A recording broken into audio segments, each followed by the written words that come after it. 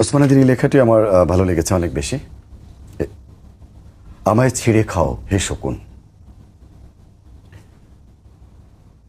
হে সীমান্তের শকুন, এক্ষুনি ছিঁড়ে খাও আমাকে। হে আটলান্টিক ইরিগল, শিগগির খুবলে খাও আমাকে। হে বৈকাল হ্রদের বাজ, আছুড়ে কামড়ে ছিন্ন ভিন্ন করো আমাকে। আমার রক্ত রসে শুধু অসহায়ত্ব আর অভাব। কাগজের কামলারা তারে আদর করে মুদ্রাস্ফীতি ডাকে। ঋণের চাপে নীল হয়ে যাচ্ছে আমার অনুচক্রিকা। সংসার চালাতে অন্তরে হয় ইন্টারনাল ব্লিডিং। সংসার চালাতে অন্তরে হয় ইন্টারনাল ব্লিডিং। কি আশ্চর্য, তবু আমি মরছি না। ওদিকে দোজকের ভয়ে আত্মহত্যা করবারও সাহস পাই না আমি।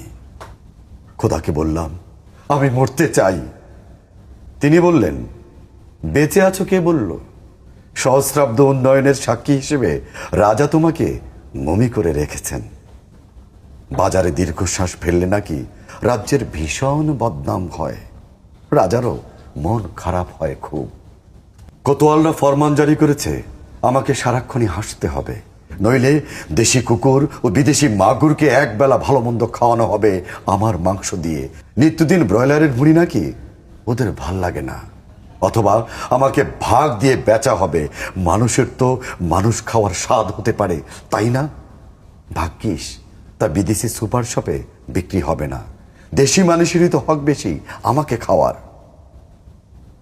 এ দোজকি যখন নিয়তি, তখন আমি উদাম হয়ে ডাকছি দুনিয়ার শ্রেষ্ঠ মাংসাশী বিহকদের।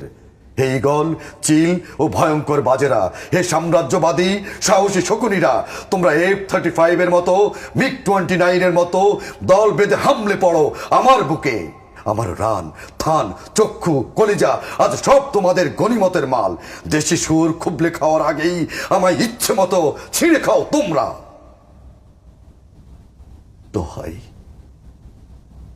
দোহাই, শুধু মস্তিষ্কটা খেও না আমার, তাহলে শীঘ্রই দাস হয়ে যাবে তোমরাও।